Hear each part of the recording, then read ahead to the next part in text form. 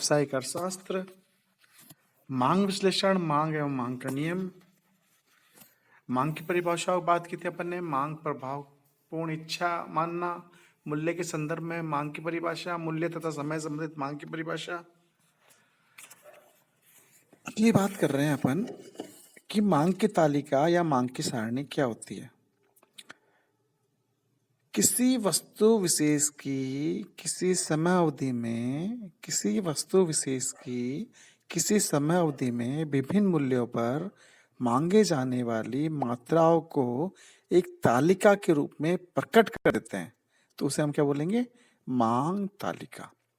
I repeat again, किसी वस्तु विशेष की किसी समय अवधि में विभिन्न मूल्य पर मांगे जाने वाली मात्राओं को एक तालिका के रूप में प्रकट कर देते हैं, तो उसे हम बोलते हैं मांग तालिका।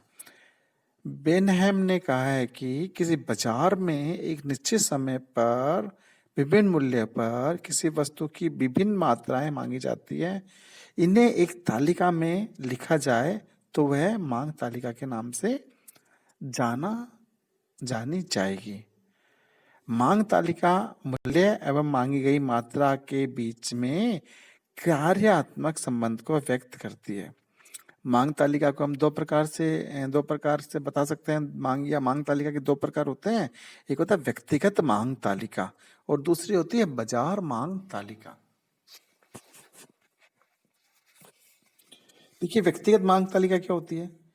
यह मांग की तालिका इस बात की जानकारी देती है कि एक निश्चित समय पर एक व्यक्ति विभिन्न मूल्य पर वस्तु विशेष की कितनी मात्रा मांगता है। आई रिपीट अगेन, यह मांग तालिका इस बात की जानकारी देती है कि एक निश्चित समय पर एक व्यक्ति विभिन्न मूल्यों पर वस्तु विशेष की कितनी मात्रा मांगता है, परंतु इसका अर्थ ये नहीं है कि तालिका में दिए गए मूल्य वास्तव में प्रचलित है और उन मूल्य पर विभिन्न मात्राओं में वस्तु को क्रय किया जाता है। इस तालिका का निर्माण उस व्यक्ति विशेष की भूतकालीन प्रतिक्रियाओं की जानकारी के आधार पर किया जाता है, परंतु वर्तमान में यह संभव है कि उसकी आय, रुचि, फैशन आदि में परिवर्तन हो गया हो, इसलिए उसकी वर्तमान की तालिका भूतकाल की अपेक्षा भिन्न हो सकती है। देखिए, आपकी स्क्रीन पे एक तालिका है, ए नामक व्यक्ति की व्यक्तिगत मांग की तालिका। हम बात कर सकते हैं। देखिए, व्यक्तिगत मांग की तालिका, एक तरफ मैंने व्यक्त किया प्रति किलोग्राम मूल्य और दूसरी तरफ मैंने व्यक्त किया मांगी गई मात्रा प्रति सप्ताह किलोग्राम के रूप में। तो वस्तु का मूल्य जब 2.5 रुपए किलो था तो मांगी गई मात्रा कितनी थी? 5 किलोग्राम थी। जब वस्तु का मूल्य 2 हो गया घटकर, तो मांगी गई मात्रा बढ़कर 7 हो जाती है, 7 किलोग्राम हो जाती है। जब वस्तु का मूल्य और घट जाता है, 1.50 रुपए हो जाता है, तो मांगी गई मात्रा ज्यादा हो जाती है, 10 किलोग्राम हो जाती है। और जब वस्तु का मूल्य 1 रुपए रह जाता है तो मांगी गई मात्रा और ज्यादा 15 किलोग्राम हो जाती है। तो ये क्योंकि एक व्यक्ति की मांग की तालिका है, इसलिए हमें बोलते हैं व्यक्तिगत मांग तालिका। मूल्य तथा मांगी गई मात्रा के बीच में आपको संबंध बता रहा है और संबंध को मैंने तालिका के रूप में व्यक्त कर दिया है, तो ये बोला हमने, क्या बोला इसको? व्यक्तिगत मांग तालिका। दूसरी बात करते हैं हम बाजार की मांग तालिका। किसी वस्तु विशेष के बाजार के समस्त क्रेताओं की व्यक्तिगत मांग तालिका के योग ही बाजार मांग तालिका है। मान लीजिए 5 क्रेता है और उनकी व्यक्तिगत मांग तालिका, और उन व्यक्तिगत मांग तालिकाओं का योग कर देता हूं मैं,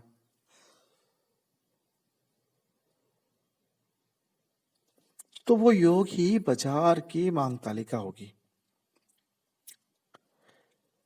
बाजार की मांग तालिका को स्पष्ट रूप से समझने के लिए मैं एक उदाहरण देता हूं आपके पास कि 3 क्रेता हैं।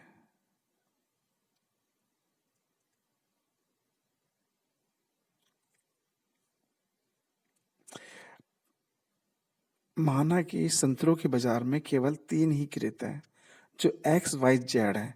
इन व्यक्तियों की मांग तालिका निम्न प्रकार है। संतरों का मूल्य 10 रुपए kilogram, ₹8 kilogram, ₹6 kilogram, ₹4 kilogram, ₹3 kilogram. इसमें एक्स कितना लेगा? अगर 10 है तो 5 लेगा, 8 है तो 6 लेगा, 6 है तो 7 लेगा, 4 है तो 8 लेगा और 3 है तो 9 लेगा। वाई कितने लेगा? 10 है तो 4, 8 है तो 5, 6 है तो 6, 4 है तो 7 और 3 है तो 8 किलोग्राम वो संतरों की मांग करेगा, 8 दर्जन संतरों की मांग करेगा।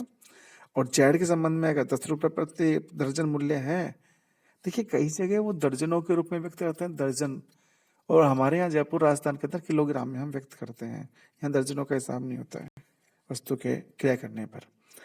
तो जब 10 संतरों का प्रति दर्जन मूल्य जब ₹10 था, तो जेड 6 दर्जन डिमांड करता है, 8 है तो 7, 6 है तो 8, 4 है तो 9 और 3 है तो 10। अगर देखिए इसमें मैंने क्या करा, संतरों का जो प्रति दर्जन मूल्य है 10, 8, 6, 4, 3, इसको मैंने अलग रख लिया और जो एक्स वाई जेड की डिमांड है उन सबको मैंने जोड़ दिया। तो 5, 4 और 6 बराबर कितने हुई? 10 और 5 15 और 6, 5 और 7 कितनी हुई? 11 और 7 18, 7, 6, 8 यानी 7 दुना 14 12 13, 13 और 8 21, है ना। 8 8 दूनी 16, 16 में 15, 15 और 9 24 और ये 10 19, 19 और 8 27। तो ये जो मांग तालिका समझ में आए, बाजार में तीनों उपभोक्ताओं की जो मांग है वो 15, 18, 21, 24 और 27 है। ठीक है। अगर इन व्यक्तिगत उपभोक्ताओं की मांगों का मैं योग कर देता हूं तो ये बाजार मांग तालिका निकल कर आ जाती है। बाजार मांग तालिका के संबंध में कुछ महत्वपूर्ण बातें बता देता हूं मैं आपको। मांग तालिका का निर्माण अन्य बातों के समान रहने की मान्यता के आधार पर किया जाता है, अर्थात उपभोक्ता की आय, रुचि, फैशन आदि को स्थिर मान लिया जाता है। केवल वस्तु विशेष का मूल्य ही परिवर्तनशील माना जाता है, परंतु वास्तविक जीवन में अन्य बातें समान नहीं रहती है। दूसरी बात, मांग तालिकाएं अनुमानित एवं काल्पनिक होती है। वास्तविक मांग तालिकाओं का निर्माण कठिन होता है क्योंकि बाजार में मिलने वाली एक ही वस्तु रूप, रंग, किस्म आदि में भिन्न भिन्न हो सकती है, जो व्यक्तिगत रुचि को प्रभावित करके मांग को भी प्रभावित कर देती है। व्यक्तिगत मांग तालिकाएं एवं बाजार मांग तालिकाएं एक दूसरे पर निर्भर है तथा एक दूसरे को प्रभावित करती है। व्यक्तिगत मांग तालिकाओं के गणितात्मक योग से बाजार मांग तालिका का निर्माण नहीं करना चाहिए, बल्कि कुल व्यवहार का एक सांख्यिकीय अनुमान इस दिशा में अधिक सहायक एवं सरल होता है। व्यक्तिगत मांग तालिका की अपेक्षा बाजार मांग तालिका अधिक निरंतर एवं सरल होती है।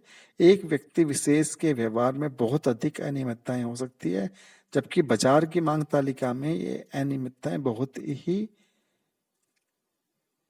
कम पाई जाती है। मांग तालिकाएं समय तत्व से प्रभावित होती है। यदि उपभोक्ताओं को अपनी मांग को समायोजित करने के लिए अधिक समय मिल जाता है तो उसकी मांग अधिक लोचदार होती है, जबकि अति अल्पकाल में मांग प्राय कम लोचदार होती है।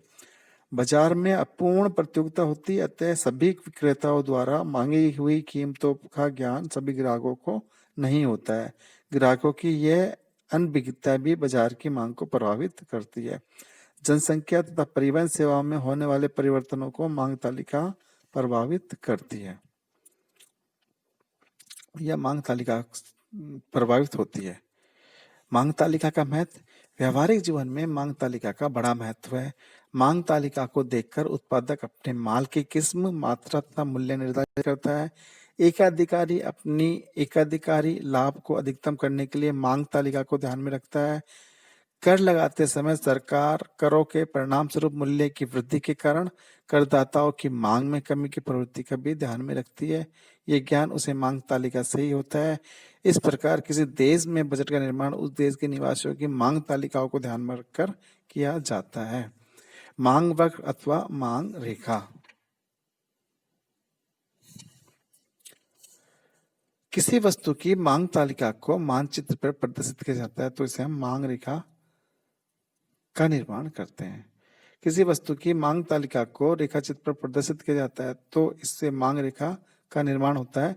मांग रेखा वस्तुतः मूल्य तथा उसकी मांगे जाने वाली मात्राओं के मध्य संबंध को व्यक्त करती है।